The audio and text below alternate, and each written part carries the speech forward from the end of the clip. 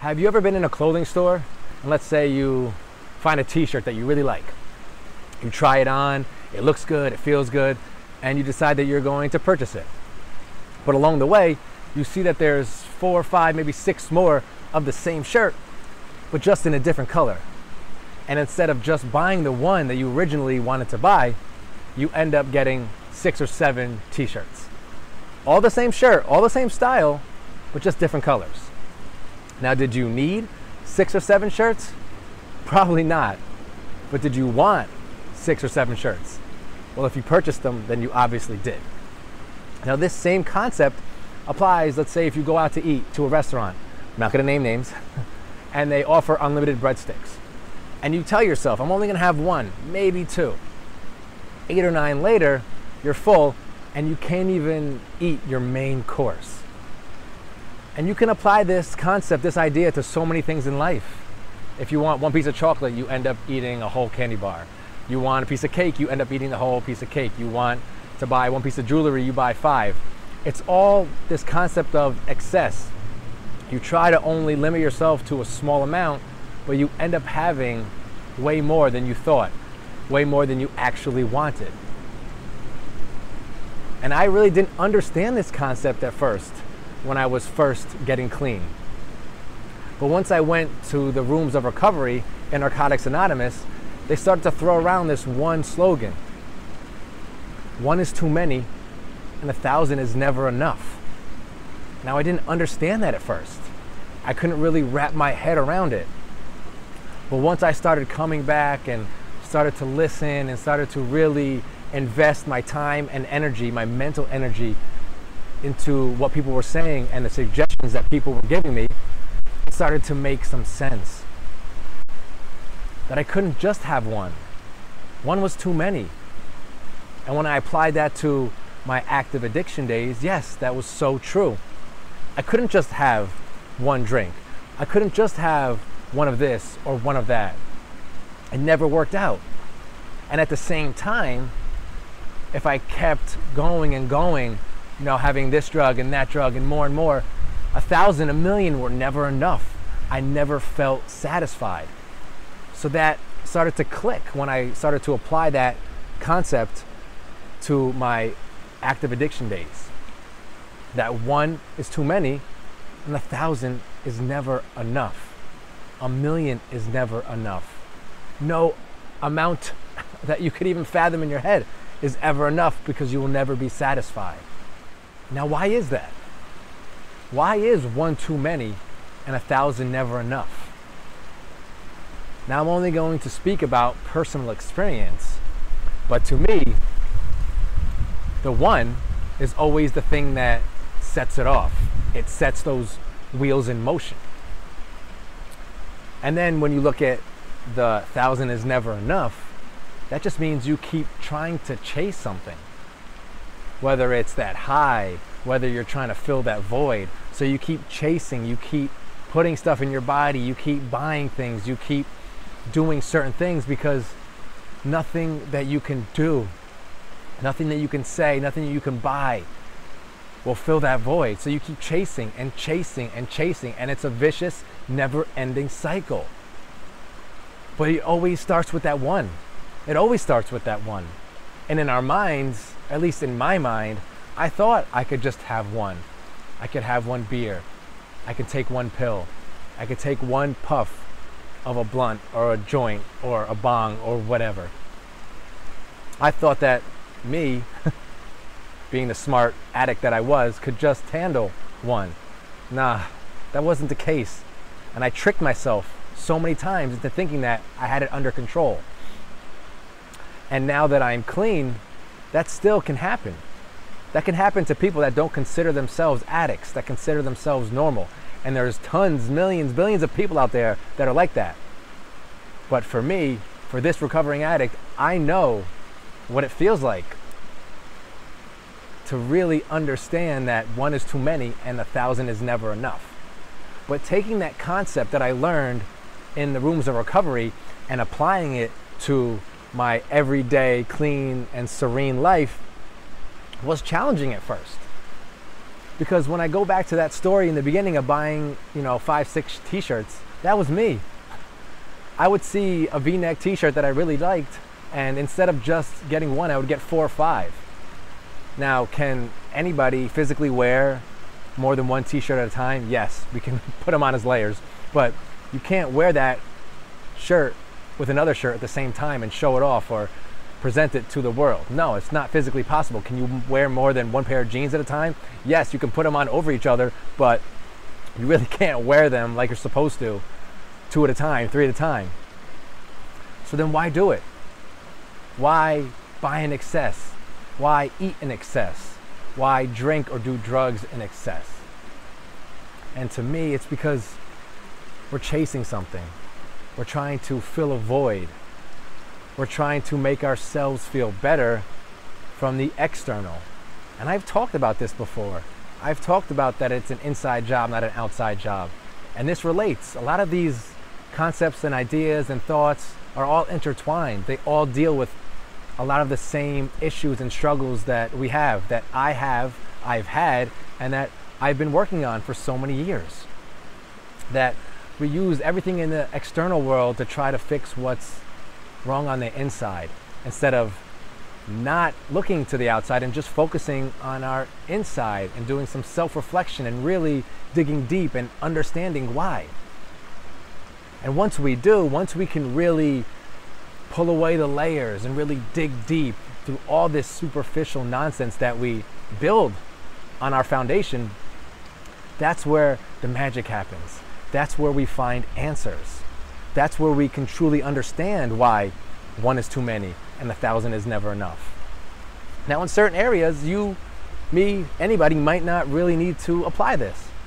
You might have self-control and you might have self-discipline, but not everybody does. And if you don't, that's when you have to put in the work. That's when you have to dedicate time and effort and energy into understanding why 1 is too many and why 1,000 is never enough. Because if you understand that this is a problem and you fail to address it, then you're doomed to repeat the same mistakes over and over again. You're going to have 1 too many beers.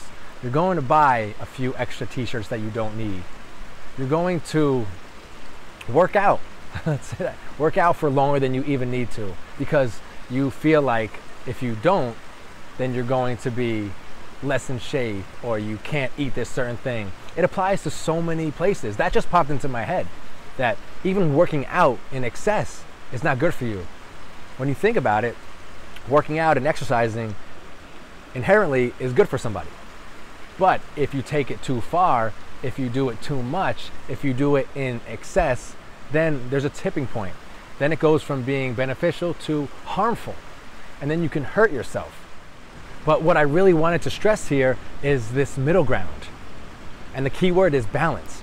Practicing this concept of balancing your life in all aspects. Because you have 1 here, you have 1,000 here. We need to find this middle ground. And I'm not talking about literally 500. I'm not talking about numbers here. I'm talking about this area where you can balance everything out.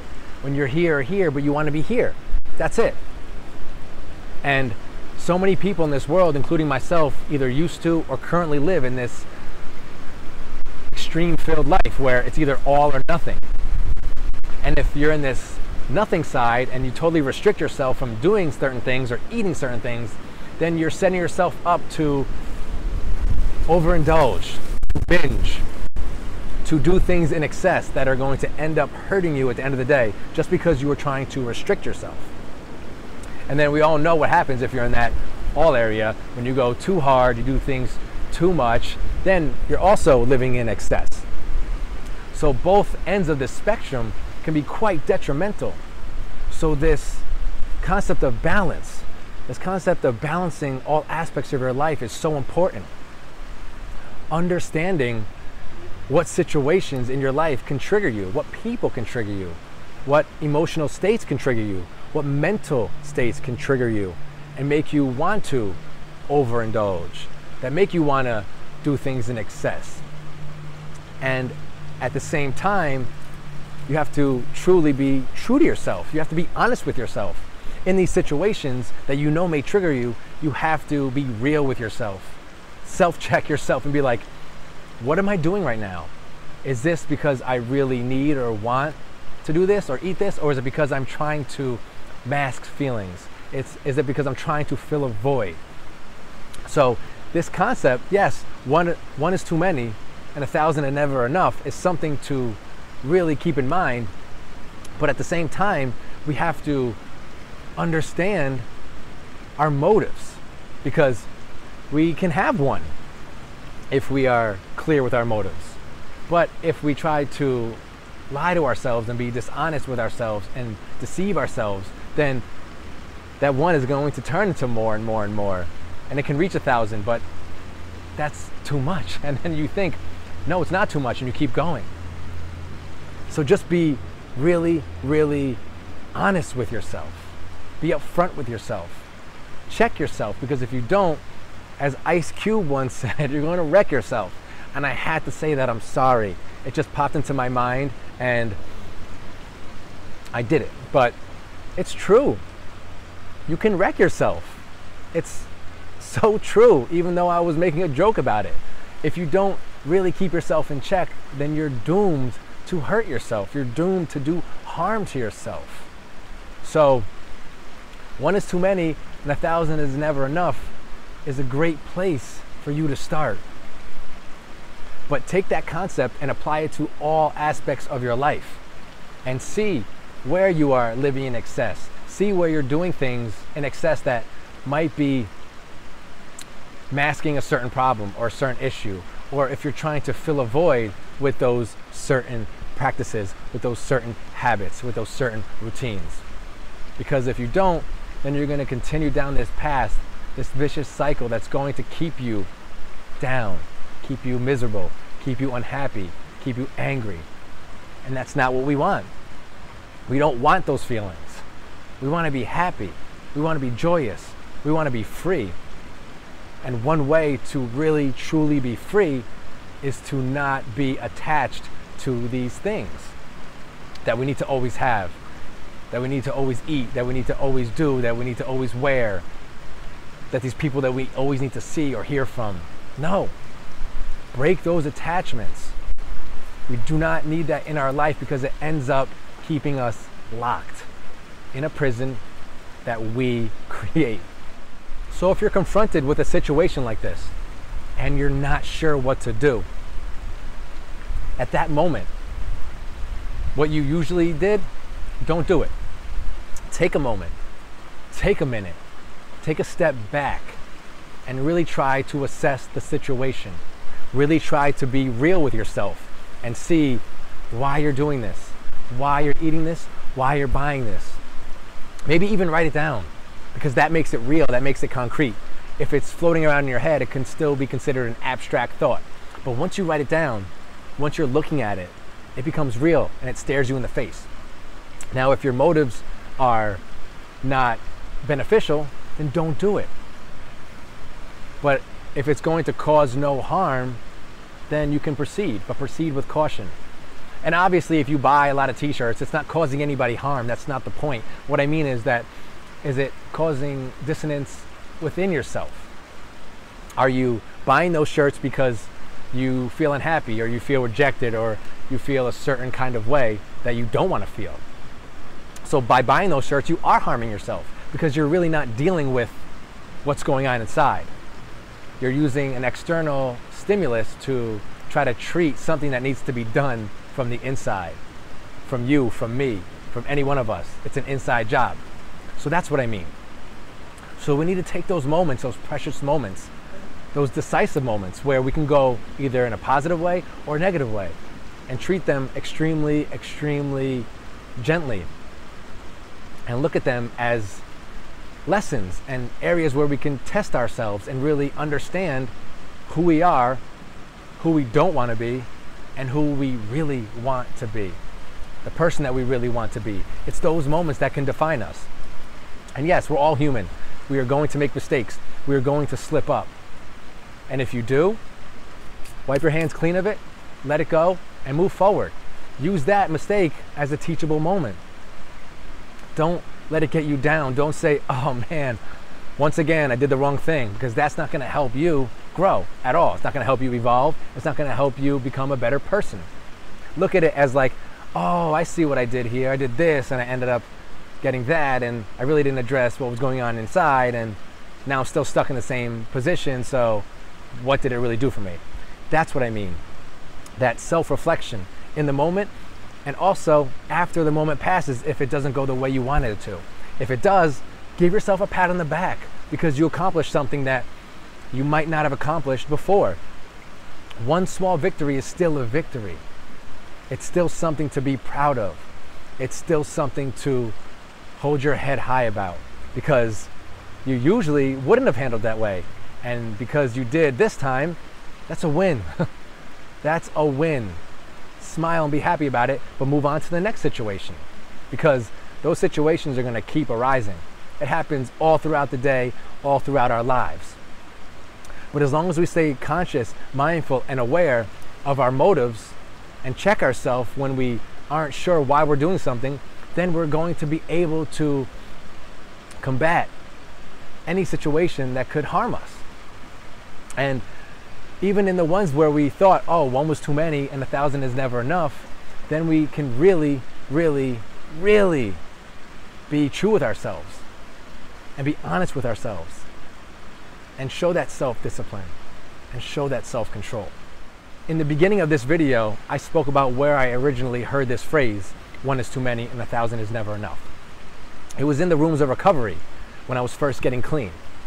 And I just wanted to say and really stress that this concept, one is too many and 1,000 is never enough, should not be applied to people who are in recovery. People who were addicts at one point in their life can't really use this concept when they're dealing with drugs moving forward, once they're clean and sober. I just wanted to put that disclaimer out there, because I didn't want anybody to think that, oh, once you get clean and you get your life back together, you know, and you practice self-discipline and self-control, that maybe you can have one drink, or maybe you can have one pill, or maybe you can take one puff of a blunt or a joint. No, that's not what I mean at all. I'm just saying that this concept of one is too many and 1,000 is never enough can be applied to so many aspects of everybody's life, even people who don't have addiction problems and people who are in recovery. It doesn't just have to deal with drugs and alcohol. It deals with everything in life. It deals with a person who's never had addiction issues.